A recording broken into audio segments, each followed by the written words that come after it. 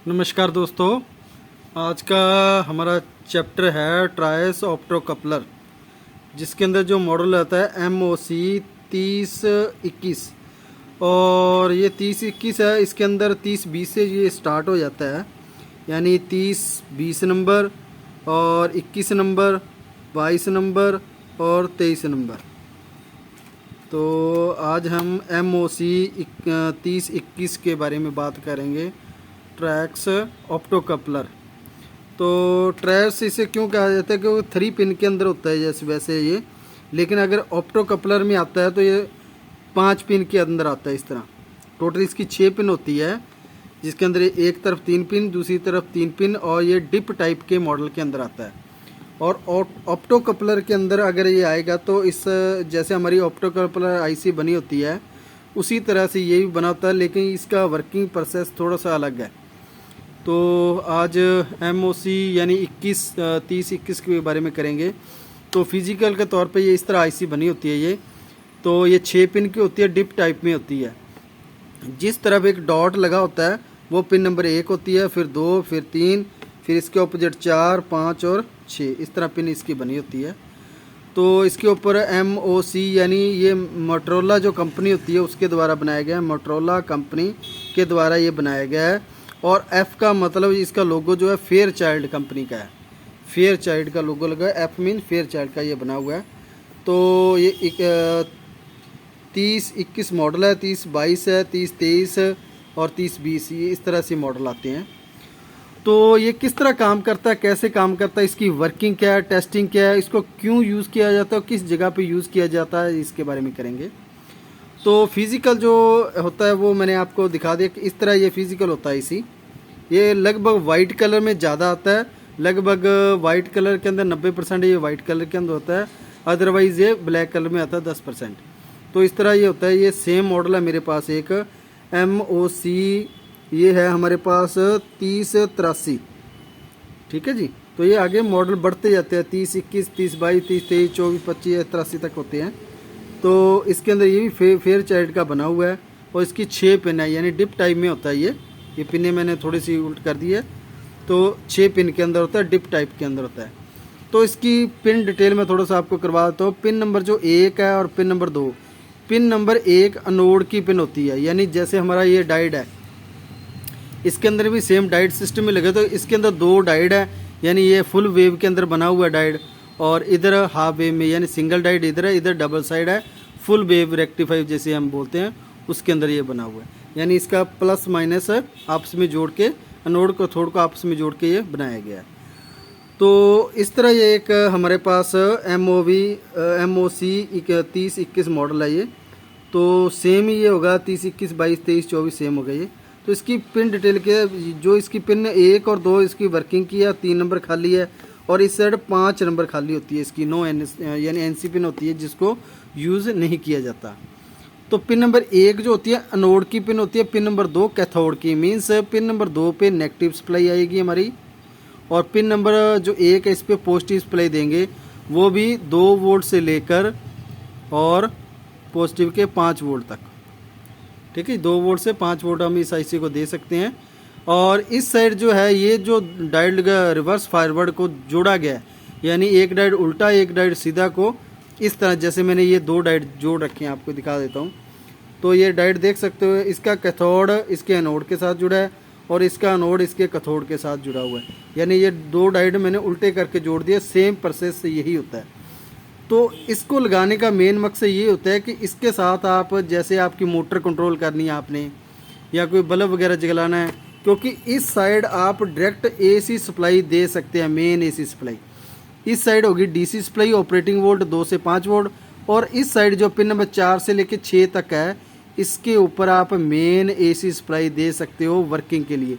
जैसे आपने कोई मोटर कंट्रोल करानी है तो उसको, उससे भी आप इसको सप्लाई दे सकते हो। आपने कोई बल्ब जलाना उसको भी दे सकते हो। अगर और कोई भी AC से अप्लाइंस चलने वाला, उससे आप सप्लाई डायरेक्टली दे सकते हो। एज एक रिले का भी काम कर जाएगा ये, जैसे हमारा स्विच होता है या रिले होते हैं, उसी तरह ये काम कर जाएगा। तो ज़्यादातर MOC 21 जो 30-21 है, इसका यूज़ क्यों किया जाता है? ज़्यादातर इसको मोटर कंट्रोल के लिए किया जाता है। कि उसका बेनिफिट ये होता है कि ये यहाँ से पिन नंबर 4 से अगर वोल्ट देंगे तो पिन नंबर 6 से ये वोल्ट आउट कर देगा। अगर पिन नंबर 6 से वोल्ट देंगे हम तो पिन नंबर 4 से वोल्ट आउट कर देगा, यानी ये दोनों तरफ वोल्ट आउट कर सकता है। अब जैसे आपने मोटर को कंट्रोल करना है, मोटर को लेफ्ट यानी आपको रिवर्स वाशिंग और फॉरवर्ड वाशिंग मोटर को चलाना है। जैसे आपका एक छोटा खिलौना है, उसको आप फॉरवर्ड करना है यानी आगे करना है या पीछे करना है मोटर को, यानी मोटर को सीधा घुमाना है और मोटर को उल्टा घुमाना है। तो उसके लिए इस आईसी का प्रयोग किया जाता है। इससे वोल्ट आप इनपुट भी करवा सकते हो और आउटपुट भी करवा सकते हो दोनों पिनों के ऊपर, यानी 4 नंबर से इनपुट करवा के 6 नंबर से आउटपुट ले सकते हो, 6 नंबर पे इनपुट करवा के 4 नंबर से आउटपुट ले सकते हो। और दूसरा इसका बेनिफिटेड है कि ये इंसुलेटेड होती है। इंसुलेटेड का मतलब है कि जो 4 से 4, 5 और 6 पिन ये हिस्सा अलग है और पिन नंबर 1, 2, 3 ये हिस्सा अलग है। यानी अगर आईसी किसी कारण शॉर्ट हो जाती है तो इसका जो करंट है वो पास आउट इधर पास आउट नहीं होगा, यानी पिन नंबर 1, 2, 3 पे पास आउट नहीं होगा। अगर इस साइड कोई शॉर्टिंग हो जाती है तो वो पिन नंबर 4, 5, 6 पे ट्रांसफ़र नहीं होगी। यानी एक ये क्या है, एक जैसे हमारी लेज़र लाइट होती है उसी हिसाब से ये काम करता है। जैसे हमारी ऑटो कपलर आईसी है कि डायोड का जब प्रकाश इसके ऊपर ये गेट सेंसर बना हुआ उसके ऊपर जाएगा तभी ये वर्किंग करेगा। तो मीन्स ये इंसुलेटेड होता है, यानी इसको करंट आने का 0% चांस होता है। तो इसीलिए जहाँ पे हैवी लोड होता है या करंट वाली ज़्यादा एसेसरी होती है और किसी को प्रोटेक्शन अच्छे से देनी है आपने, तो इस जगह आप इस आईसी का प्रयोग कर सकते हैं। तो अब थी ये वर्किंग मैंने बता दी आपको किस तरह की। इसकी पिन नंबर 1 और 2 पे अगर आप पिन नंबर 1 पे पॉजिटिव, पिन नंबर 2 पे नेगेटिव सप्लाई दोगे तो पिन नंबर 4 पे जो इनपुट होगा वो 6 से आउट हो जाएगा। अगर पिन नंबर 6 पे इनपुट है तो वो 4 से आउट हो जाएगा। पिन नंबर 5 का यूज़ इसमें नहीं किया गया।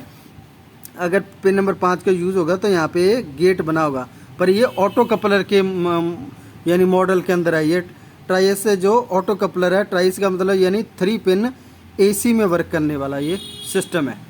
तो ये था हमारा आज का MOC 3021। तो ये हमारे पास एक आईसी है। इसको चेक करने का मेथड बिल्कुल सिंपल है।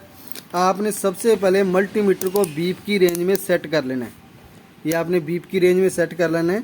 तो इसकी पिन नंबर 1 और 2 पे जैसे हमारा डायोड चेक होता है, ये हमारा डायोड है, पिन नंबर 1 और 2 के ऊपर जिस तरह हमारा डायोड वर्किंग करता है, यानी जैसे डायोड चेक होता है उसी हिसाब से इसको बीप की रेंज में रख के पिन नंबर 1 और पिन नंबर 2 पे लगाएंगे। डायोड जितनी वैल्यू आनी चाहिए, लेकिन इसकी वैल्यू अभी ज़्यादा आ रही है, मतलब ये आईसी ख़राब है। ये देखिए पिन नंबर 1 और 2 पे लगाई तो ये 1300 के ऊपर है। अब इस साइड अगर मैं लगाऊंगा तो इसकी पिन नंबर जो 6 और 4 है, आईसी की पिन नंबर 6 और 4 है इस साइड, तो उसके ऊपर दोनों तरफ डायोड जितनी वैल्यू आनी चाहिए इधर नहीं आ रही वैल्यू। ये देखिए नहीं आ रही इसकी वैल्यू, इस साइड भी नहीं आ रही। और अगर मैं इसकी प्रोब उल्टी कर देता हूँ तो भी नहीं आ रही, मीन्स ये आईसी ख़राब है।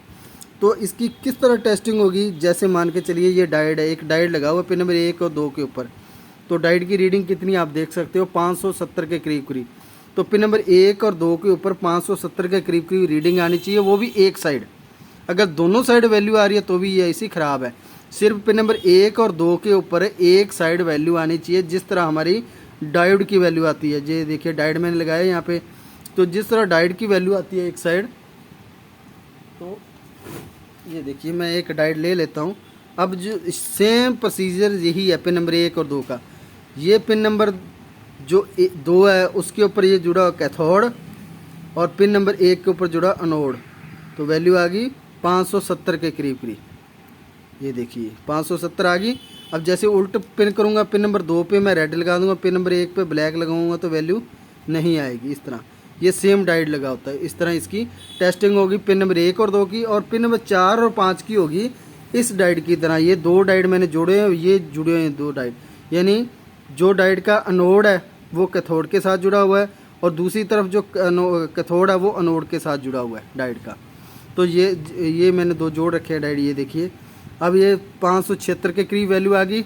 अगर मैं प्रोब उल्टी कर लेता हूँ, यानी प्रोब को चेंज कर लेता हूँ, तो वैल्यू सेम आएगी। अगर इतनी वैल्यू इसकी पिन नंबर 4 और 6 के बीच में आ रही है, दोनों तरफ वैल्यू सेम आ रही है, तो ये आईसी बिल्कुल ओके है। तो इस तरह आप आईसी चेक कर सकते हैं। मैंने चेक करने का आपको फार्मूला बता दिया, बिल्कुल सिंपल है। तो इस तरह आप आईसी चेक कर सकते हैं और आईसी ख़राब है या सही है इसके बारे में आपको पता लग जाएगा। तो ये मेरे भाई का एक का कमेंट आया हुआ था काफ़ी दिनों से कि सर MOC 21 आईसी के बारे में बताइए। तो इसके अंदर 3021, 3020, 3022, 3023 ये मॉडल 3 इसमें आते हैं जो कि मोटरोला कंपनी का होता है। तो ये था आज का हमारा MOC 3031। अगर वीडियो अच्छी लगी हो लाइक शेयर और सब्सक्राइब जरूर करें। धन्यवाद जी।